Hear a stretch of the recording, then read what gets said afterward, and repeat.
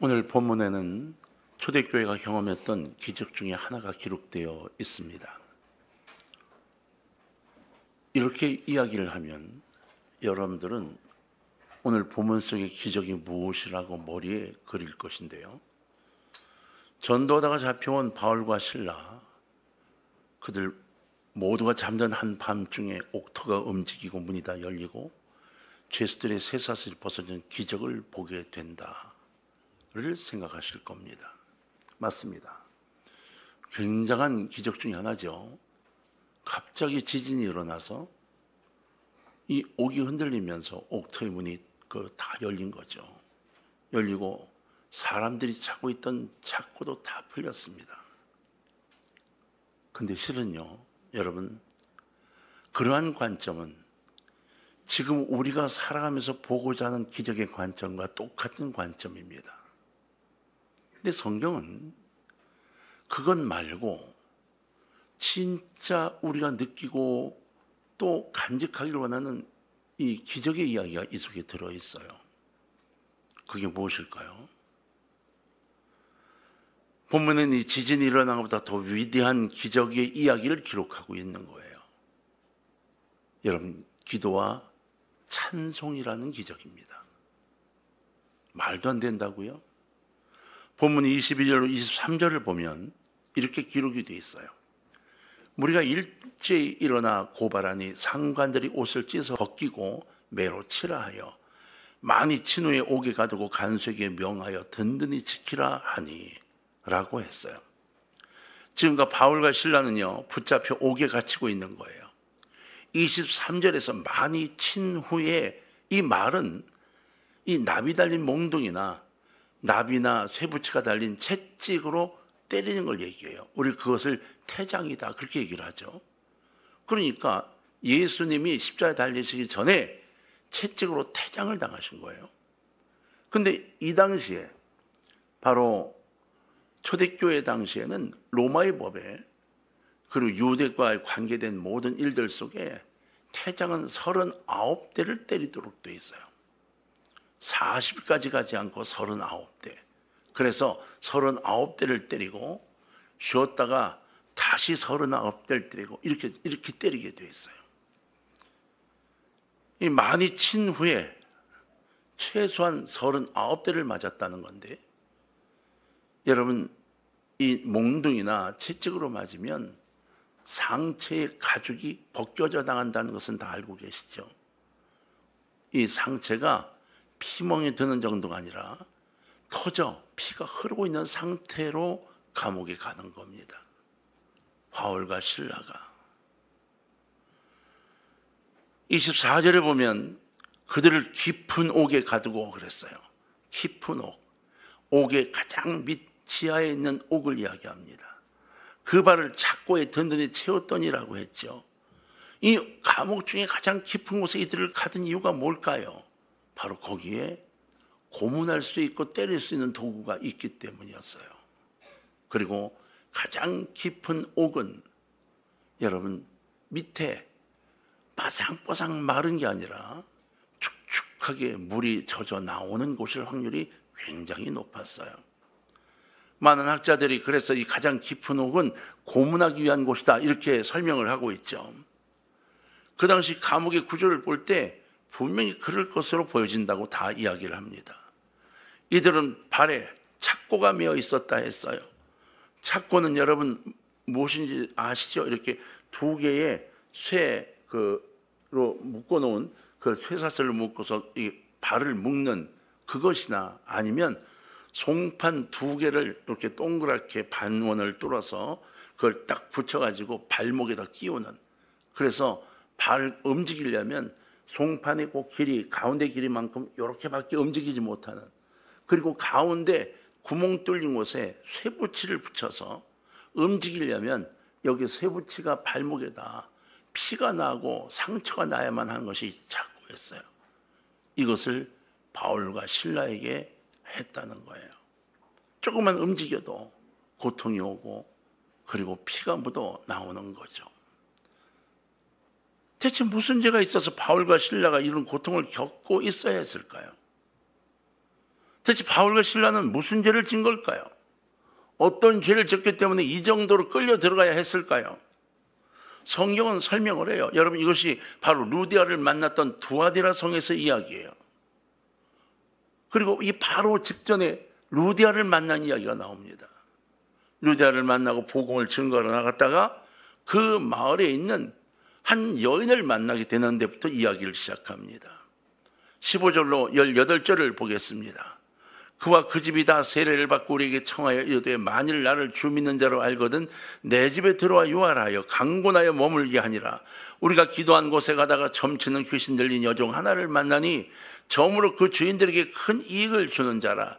그가 바울과 우리를 따라와 소리질러 이르되 이 사람들은 지극히 높은 하나님의 종으로서 구원의 길을 너희에게 전하는 자라 하며 이같이 여러 날을 하는지라. 바울이 심히 괴로워하여 돌이켜 그 귀신에게 이르되 예수 그리스도의 이름으로 내가 네게 명하노니 그에게서 나오라니 귀신이 즉시 나오니라. 이게 죄였어요. 바로 15절에 루디아를 만난 장면이 나오죠. 루디아가 다세를 받고 만일 내가 주 믿는 자로 여겨지면 우리 집에 거하십시오. 그래서 루디아의 집이 바로 유럽 최초의 교회가 되어지기 시작하는 거예요. 그리고 나서 복음을 증거하러 이 동네로 나왔더니 기도하는 곳으로 갔다 그랬어요. 이 점치는 귀신 들린 여종 하나를 만났는데 그가 점을 잘 쳐가지고, 귀신이니까요, 점을 쳐가지고 그 받은 돈을 몇몇 주인이 나눠 갖고 있는 거예요.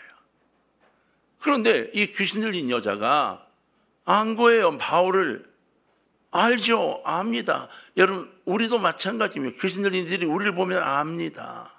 알아요. 그래서 여러분, 바울을 쫓아다니면서 막 하나님 영광을 위한 자라고 정말 예수 그리스도를 위해서 지금 복음을, 그리고 매 쫓아다니는 거예요. 한두 번이 아니고 그냥 며칠을 쫓아다니면서 일을 못하게 하는 거예요. 그래서 바울이 나가 그 귀신을 쫓아내 버립니다. 그랬더니 난리가 났습니다. 귀신이 나가니까 점을 칠 수가 없게 됐어요. 이 여종이 더 이상 점을 칠 수 없게 되자 자신들의 수입이 끊어졌을 알고 바울과 실라를 잡아 끌고 가게 되는 거예요. 누가? 그 주인들이. 성경은 주인들 이렇게 돼 있어요. 누구 하나가 아니라 여럿인 것으로 묘사했죠. 그리고 끌고 가 관리들이 고발을 했는데 수익을 얻지 못하겠다고 고발한 게 아니라 이 상황을 전해서 로마 사람들을 헷갈리게 한다라고 고발한 거예요. 이 관리들이 이상한 종교를 퍼뜨린다고? 그러면 황제가 왕이라는 것을 부인하는 거야? 그리고 막 때리기 시작을 한 거죠. 그래서 매를 맞고 옥에 갇히게 된 거예요. 여러분, 이게 얼마나 억울한 상황입니까? 다른 걸 한 것도 아니에요. 그냥 그 점치는 귀신들을 쫓아내준 거예요. 고쳐준 거예요. 근데 자신이 이익에 반한다고 고발한 거예요. 얼마나 억울한 상황이었겠어요. 주변에 아는 사람도 없었습니다. 도울 사람도 없었습니다. 자신들의 입장을 대변해 줄 사람도 없었습니다. 좌우가 막혀있고 답답한 상황이었습니다. 우리는 어떤가요? 우리도 이런 경우들이 많지 않은가요? 너무 억울한 경우, 혀를 깨물고 싶은 경우도 있지 않나요? 왜 내가 원하는 대로 되지 않고 자꾸 뭐가 잘못되는 거, 이걸 어떻게 하면 좋을까 갈등할 때도 있지 않나요? 그런데 이 상황에서 바울과 실라는 어떻게 했을까요? 한밤중이 되었습니다. 모든 죄수들이 잠들어 있죠. 이 감옥에서의 잠은 누워서 자는 것이 아닙니다. 손에도 착고가 채워져서 그냥 벽에 이렇게 기대어 이 팔을 위로 올리고 이 끈에 묶여 이렇게 자는 거예요. 그래도 밤에 잠들을 자야 하니까 다 잠들어 있는 그때입니다. 매를 맞아 피를 흘리며 이 똑같은 자서 있던 바울과 실라가 기진맥진한 상태에서 웅얼거리기 시작을 합니다. 그리고 그 웅얼거림이 점점 커졌습니다. 25절은 이렇게 말하고 있습니다. 한밤중에 바울과 실라가 기도하고 하나님을 찬송하며 죄수들이 듣더라. 여러분, 이 찬송이 웅얼거림이 얼마나 커졌는지 지하 감옥에서 웅얼거리며 부른 찬송을 감옥에 있는 이들이 다 들었다는 겁니다. 그들은 자신과 동행하시는 예수님께 기도했던 겁니다. 그리고 찬송했던 겁니다. 무엇이 감사해서 기도와 찬송을 드릴 수 있었을까요? 대체 감사한 게 뭘까요? 아니, 예수님의 뜻대로 와서 복음을 증거했는데 그것 때문에 지금 들어와 이 고생을 하고 있는 겁니다. 온 몸이 상처투성이가 되고 만 거예요. 그럼에도 불구하고 그들은 감사의 기도와 찬송을 하고 있는 거예요.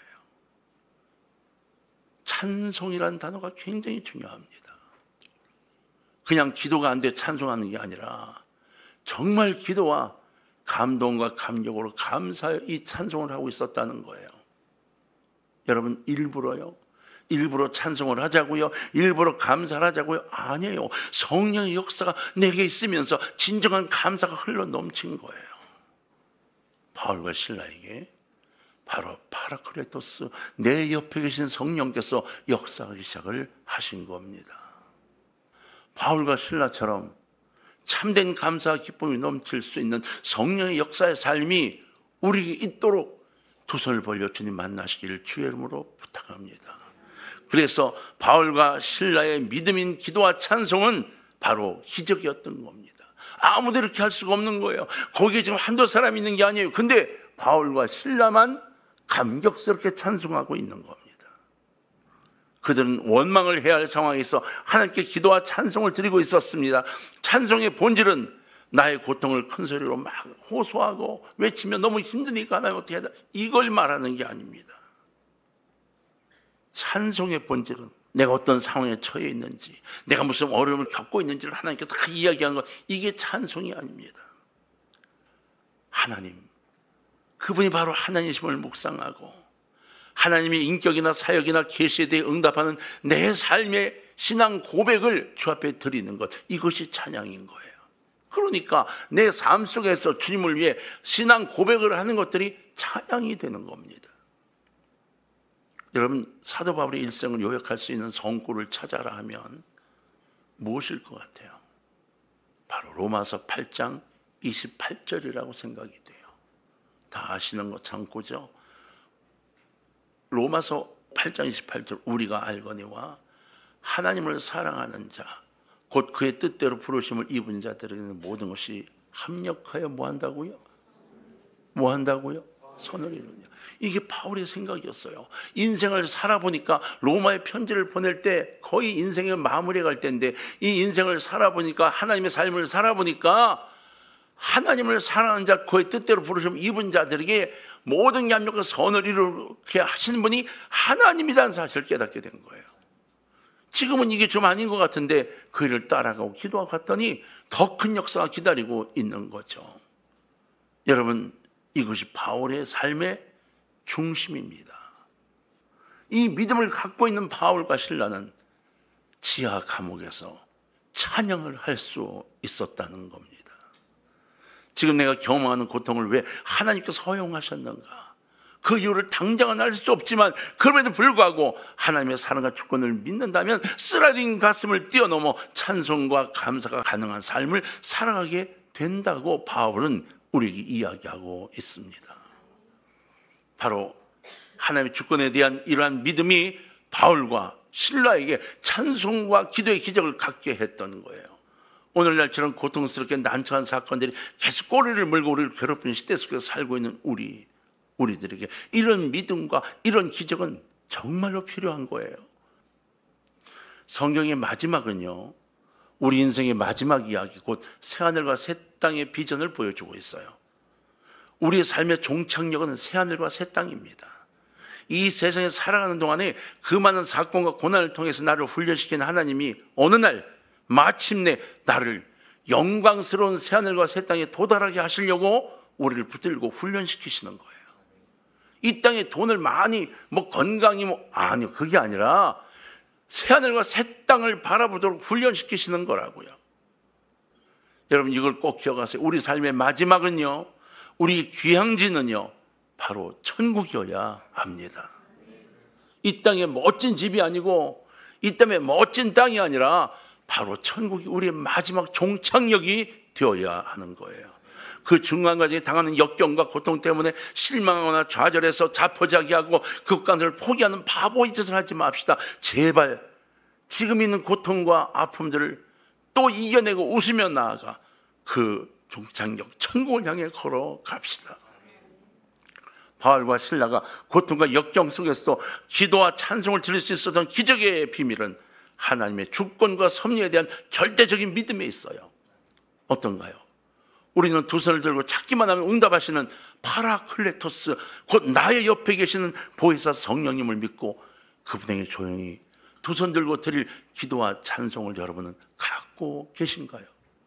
어떤 일이 있을 때마다 성령님, 주님 내 옆에 계시죠. 파라클레토스, 바로 보혜사 성령, 그분이 지금 옆에 계시죠. 지금 제 이야기를 좀 들어보세요. 이렇게 힘든데요 라고 이야기하고 찬송할 수 있는 준비가 되어 있냐고 묻는 겁니다. 25절을 보면 이렇게 되어 있어요. 한밤중에 바울과 실라가 기도하고 하나님을 찬송하며 죄수들이 듣더라. 다들 잠들어 있었지만 임마누엘, 나와 동행하시는 하나님께 기도를 시작했던 바울과 실라. 바울과 실라 주변에 잠들어 있었던 주변의 죄수들은 웅얼거림이 점점 커져가면서 자신들을 장악하는 바울과 실라의 기도와 찬송에 놀라서 듣고 있었어요. 뭐라고 말도 못했어요. 왜? 그 찬송과 기도에 뭔가 힘이 있어 그냥 꼼짝을 못하고 있었던 거죠. 시끄럽다고 말도 못한 거예요. 그 웅얼거림이 엄청난 압박으로 다가온 겁니다. 그러더니 갑자기 지진이 나고 햇불이 떨어져 캄캄해지고 자기들의 착고가 풀린 거예요. 옥문이 열렸어요. 그런데 아무도 못 나갔습니다. 왜? 두려웠습니다. 그들은 이게 어떻게 되는지 몰라 두려워. 아무도 밖으로 나가지 못했어요.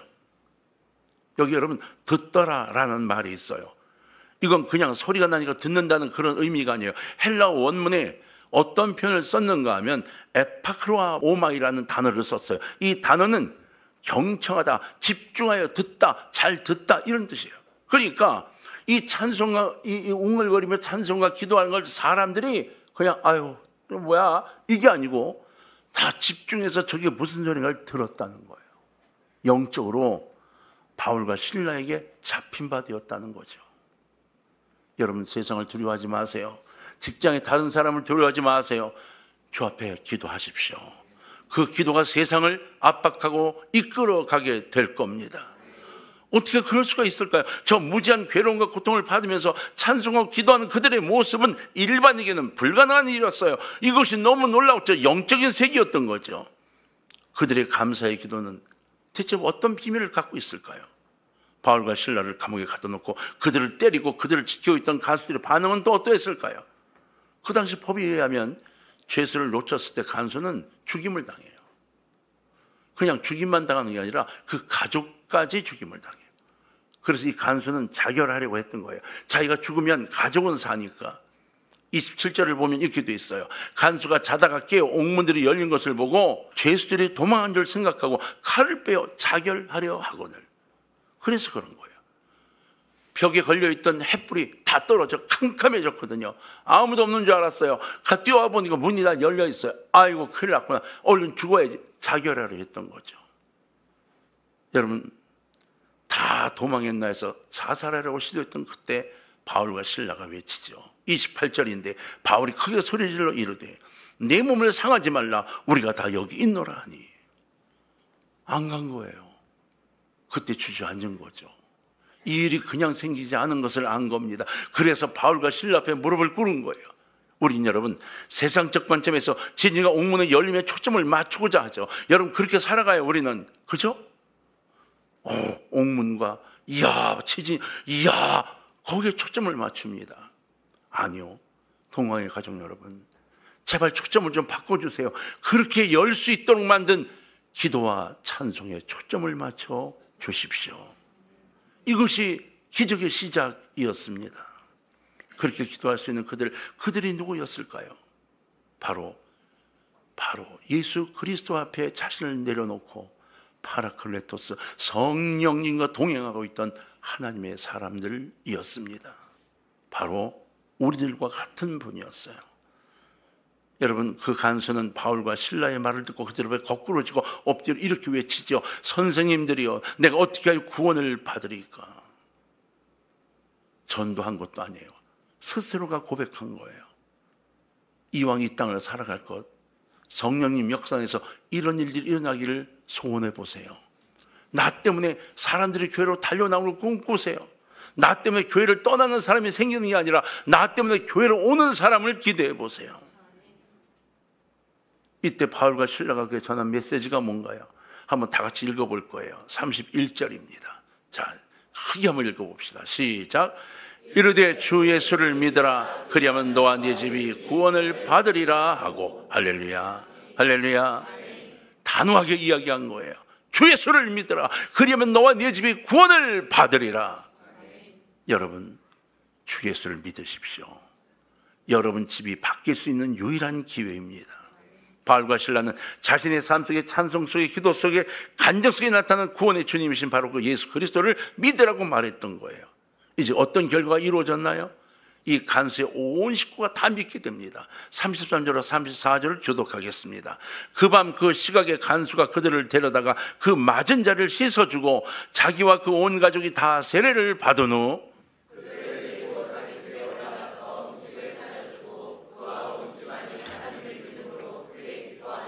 할렐루야. 이것이 일의 마무리였습니다. 하나님이 이렇게 이루어 주신 거예요. 합력하여 선을 이루신 거죠. 우리의 삶은 반드시 합력하여 선을 이루는 삶을 사는 바로 그리스도인인 거죠. 여러분, 저는 여러분 모두가 이 땅에 돈을 좀 벌었다는 기적, 자동차가 부딪힐 뻔했는데 부딪히지 않은 기적, 뭐 어떤 기적, 이거보다 내가 기도하고 찬송하니 성령님이 역사하시고 깨달음을 주시더라는 기적을 맛보기를 주의 이름으로 부탁합니다. 해가 지기 전 수족에 달린 가죽 채찍으로 바울과 실라를 친 그 잔인한 간수가 해가 떨어진 그날 밤 바울이 증거했던 그리스도를 자기의 주님으로 고백하고 그리고 바울을 닦아주고 있는 거예요. 이것이 하나님의 결론이었던 겁니다. 여러분, 신앙이 고백하고 있는 그 간수를 보세요. 그들이 변화된 겁니다. 어떻게 해서 이런 결과가 이루어졌을까요? 그 변화의 기적의 비밀은 무엇일까요? 그 기적은 바로 기도와 찬송에서 시작이 되었습니다. 사랑하는 성도님들, 찬송가 407장 가사를 좀 보면 이렇게 되어 있어요.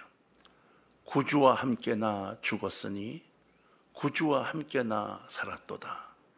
영광의 기약이 이르도록 언제나 주만 바라봅니다. 언제나 주는 날 사랑하사 언제나 새 생명 주시나니 영광의 기약이 이르도록 언제나 주만 바라봅니다. 바울은, 신라는 이러한 찬송의 가사처럼 살아간 거예요. 여러분은 이런 기적을 하십니까? 한밤중에 일어나 내 옆에 계시고 나와 동행하기를 원하시는 임마누엘 하나님을 바라보면서 간절히 기도하고 찬양하여 역사를 만들어내는 기적을 알고 계십니까? 그런 경험을 해보셨습니까? 이제 우리는 기적 속에서 살아가야 하는 겁니다. 여러분, 이런 기도가 이 한 주간 여러분께 있기를 주의 이름으로 부탁을 드려요. 주님, 제가 살고 있는 시간이 인생의 한밤중이라고 해도 낙심하거나 좌절하거나 절망하지 말게 하옵소서. 내 옆에 계신 파라클레토스 성령님의 역사와 하나님의 기적을 체험하는 위대한 시간을 갖게 하시고, 내가 겪고 있는 이 고난과 역경에도 불구하고 일어나 큰 소리로 찬송하고 두 손 들고 기도함으로 주님을 만나고 주의 뜻에 동행하는 제가 되게 하옵소서. 이 한 주간에 여러분, 이 기도가 여러분 속에서 살아 움직이고 여러분을 변화시키기를 주의 이름으로 축원합니다.